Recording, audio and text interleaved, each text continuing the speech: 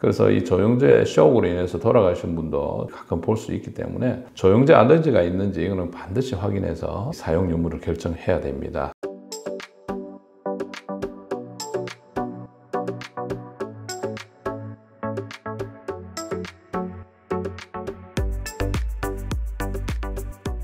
안녕하십니까. 임종인 정형외과TV의 임종인 원장입니다. 오늘은 여러분들 건강진단에서 가장 많이 하는 진단 방법의 하나인 CT와 MRI에 대해서 간단하게 설명드리도록 하겠습니다. 비침습적인 방법으로는 초음파가 많이 쓰이는데 초음파가 디텍트 할 수 없는 그 질환에 CT, MRI는 필수적인 요소가 됩니다. 우선 CT는 컴퓨티드 토모그래피, 즉 컴퓨터 단층 촬영 장치를 이야기를 합니다. 이것은 X선을 이용해서 인체 가로 단층 영상을 촬영하는 것을 말씀드리는 겁니다. 복부 CT가 굉장히 대표적인데요. 주로 췌장, 폐, 간, 심장, 위 이런 쪽의 종양 혹은 외상 질환을 검사를 하게 됩니다. 그 외에 응급실에서 뇌 CT를 많이 찍게 됩니다. 그래서 응급 환자가 뇌 안에 무슨 문제가 의심이 될 때 응급실에서 응급으로 빨리 검사를 할 수 있는 장점이 있습니다. 그 외에 저희들 보는 정형외과에서는 이 CT가 아주 딱딱한 뼈에 특화돼가지고 일반 엑스레이상에 나타나지 않는 아주 미세한 골절들을 딱딱하게 변하는 석회화라든지 볼의 종양으로 인해서 변화가 있을 때도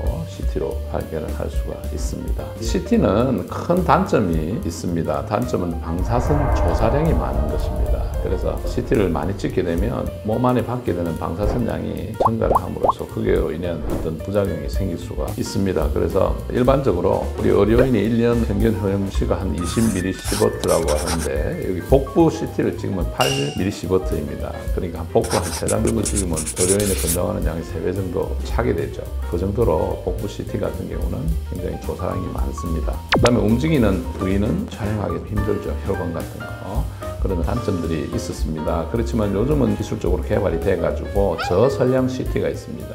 특히 이제 폐암을 조기 진단하기 위한 저설량 CT가 있어서 과거보다는 굉장히 적은 양의 방사선을 쬐게 되는 CT가 되겠습니다. 그리고 과거에는 불가능했지만 혈관에 조영제를 넣어가지고 관상동맥이 순간적으로 박동을 탁 할 때 쫙 조영제가 퍼지는 그 순간 빨리 디텍터를 해서 혈관 모양을 입체적으로 발견함으로 해가지고 어디가 막혔는지 동맥에 어떤 문제가 있는지 빨리 잡아낼 수 있는 관상동맥 MDCT, 즉 멀티 디텍터 CT가 있습니다. 이 디텍터는 검출기를 최대 한 640개까지 달린 CT가 있습니다.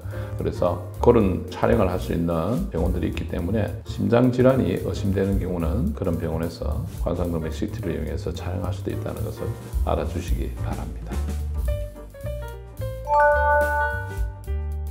다음에 말씀드릴 것은 MRI입니다. MRI는 Magnetic Resonance Imaging, 그래서 자기공명 영상장치라고 이제 변형이 되는데 이것은 큰 자석을 이용해서 강한 자기장을 몸에다가 발생시켜가지고 인체 안에 수소 원자가 그 자기장의 반응에 변화가 일어납니다. 그런 다양한 변화들을 디텍트해서 3차원적으로 음영을 만드는 장치가 되겠습니다. 큰 장점은 일단은 방사선이 없죠. 방사선이 없고 몸에 해가 되지 않지만은 CT보다는 시간이 오래 걸립니다. 30분에서 1시간 요즘 많이 짧아졌지만 시간이 오래 걸리는 단점이 있고 가격이 비싸죠. 출혈이 있다든지 골절이 있다든지 움직이는 조직들은 확인이 어렵기 때문에 호흡이 계속된다든지 내장이 좀 움직인다든지 이럴 때는 좀 음영이 흐려지는 단점이 있습니다. 그 다음엔 폐쇄공포증이 있는 분들은 이 좀 힘듭니다. 안에 들어가서 1시간씩 부동자세로 있어야 되는 그런 게 굉장히 공포심을 유발하기 때문에 폐쇄공포증이 있는 분은 숨쉬게 해서 검사를 해야 됩니다. 특히 또 어린애들은 여기 있는 게 굉장히 힘듭니다. 또 소리도 쾅쾅쾅 하는 소리들이 들리기 때문에 헤드폰을 쓰고 하지만 불안해하기 때문에 보호자가 옆에 같이 있어야 된다는 단점도 있습니다. 어린애들도 많이 재워서 검사를 해야 되는 경우도 있거든요. 그 다음에 큰 좌석을 쓰기 때문에 금속성 물질들이 몸 안에 있다면 부작용을 일으킬 수가 있습니다. 귀걸이, 시계 뭐 이런 금속성 물질 당연하게 지참하면 되지가 않고 최근에 호흡이 좀 곤란한 분이 산소통을 안에 둔 상태에서 MRI를 하다가 산소통 사이에 환자가 끼는 바람에 돌아가신 경우가 최근에 있었습니다. 그만큼 이게 자기장이 크기 때문에 금속 물질에 대해서 민감해야 되고 심장이 안 좋아서 그 페이스메이커 같은 이런 걸 뭐 넣은 분들도 있기 때문에 그런 분들도 주의를 해야 되고 최근에 KF94 마스크를 많이 쓰는데 마스크의 귀걸이가 쇠 성분이죠. 그것도 나중에 이게 화상을 입기도 한답니다. 그래서 마스크도 귀걸이가 쇠가 안 돼 있는 그런 일회용 마스크를 쓰는 것을 권하고 있습니다.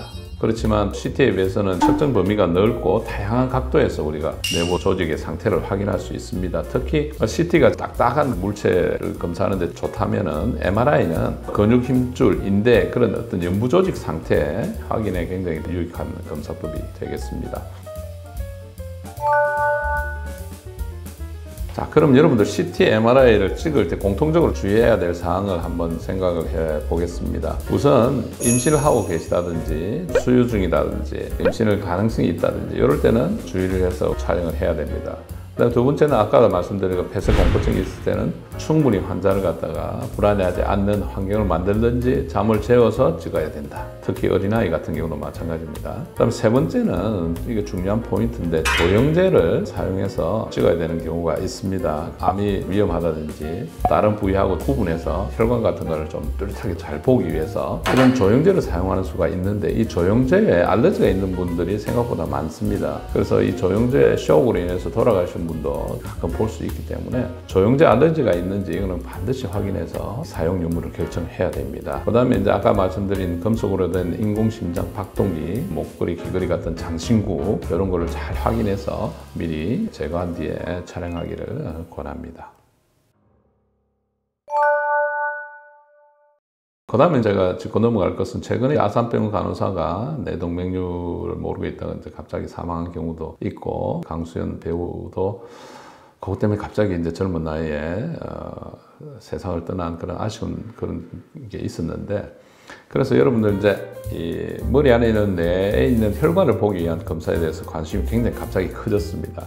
그래서 뇌 혈관 촬영을 위한 검사로는 MRA가 있습니다. MRI의 종류인데 자기공명 혈관 조영술이라 그래서 머리 안에 있는 혈관의 모양을 조영제를 넣어서 뚜렷하게 보기 위한 그런 검사법이 MRA라고 부릅니다. 또 CT를 이용한 CT 안지오라는 것도 있습니다. 조영제를 넣어가지고 CT를 찍음으로써 그 안에 있는 혈관의 모양을 보는 것입니다. 뇌 동맥류 같은 거, 혈관 기형, 뇌 혈관의 어떤 질환을 확인하기 위한 검사인데요. 이것을 모든 사람이 할 필요는 없죠. 그렇지만은 집안에 뇌혈관 질환으로 해서 사망한 가족력이 있는 분들 그리고 환자들이 뇌혈관 질환을 의심하게 하는 징후들이 있을 때는 한번 이런 검사를 미리 해볼 수도 있겠습니다.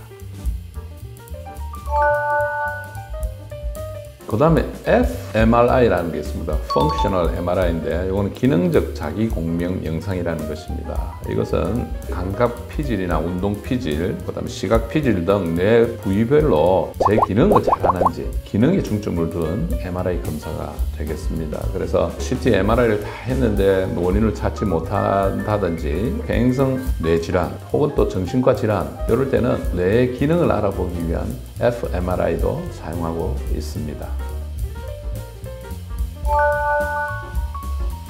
그 다음에 소개시켜 드릴 것은 PET 검사입니다. 이게 가장 최근에 개발된 검사법이 되겠습니다. 영어로는 포지트론 에미션 토모그래피, 그래서 양전자 단층 촬영이라고 합니다. 이것은 종양에 대해서 특화가 된 검사인데요. 악성 종양이나 전이, 알츠하이머, 염증성 질환 진단에 매우 민감한 진단법이 되겠습니다. 이것은 몸 안에 방사선 의약품을 일단 혈관으로 해서 투입을 합니다. 그래서 그 방사선 의약품이 몸 안을 쫙 돌면서 어떤 문제, 즉 아까도 말한 종양이라든지 염증성 질환, 전이 됐다든지 알츠하이머가 있다든지 한 곳에 가서 뚜렷하게 새카맣게 보이게 되겠죠. 그래서 전신을 이렇게 쫙 스캔해서 다 볼 수 있는 검사법이 되겠습니다. 그래서 이 문제는 이게 방사선 조사량이 굉장히 많기 때문에 미리 이렇게 건강진단 목적에서 막 할 수 있는 그런 검사법이 아닙니다. 그래서 어떤 종양이 있거나 확실하게 필요성이 있을 때 PET를 하시라고 권하고 싶습니다. 그리고 이 PET에 또 CT까지 합쳐서 하면은 굉장히 세밀한 정보를 얻을 수가 있겠죠. 그래서 소화기계 혹은 부인과, 유방, 두경부, 머리하고 목 쪽에 악성인지 양성인지 암의 스테이지라고 그러는데 병기가 어떻게 되어 있는지 그 다음에 예후가 어떤지까지도 우리가 판단할 수 있는 좋은 방법의 하나가 되겠습니다. 종합적으로 말씀을 드리면 CT는 대표적으로 숨어있는 복부 장기에 문제가 있는 경우 사용할 수 있다고 생각하시면 되고, 폐암을 조기에 발견하기 위한 저설량 폐 CT가 또 많이 쓰이고 있고, 뇌에 문제가 있는 경우 뇌를 다쳤다든지 뇌출혈이 의심될 때 응급실에서 빨리 체크할 수 있는 방법이 CT라고 이렇게 말씀을 드릴 수가 있겠습니다. MRI는 CT에 말씀드린 그런 질환보다는 특히 정형외과적으로 굉장히 유용한 검사법이라고 볼 수가 있겠습니다. 그래서 인대나 힘줄이나 근육이나 디스크도 되겠죠. 척추 안에 있는 디스크, 이런 연부 조직에 많이 사용할 수 있는 방법이라고 말씀드릴 수가 있겠습니다. PET는 암의 결정을 하기 위해서 특수한 경우에 가끔 사용할 수 있는 최근에 개발된 방법이라고 말씀을 드리겠습니다. 여러분 도움이 되셨는지 모르겠습니다. 건강진단 놓치지 마시고 잘 하시기를 바라고, 또 구독, 좋아요, 알림 설정도 잊지 마시기를 부탁드리면서 다음 또 좋은 콘텐츠로 찾아뵙기를 약속드리겠습니다. 시청해 주셔서 대단히 감사합니다.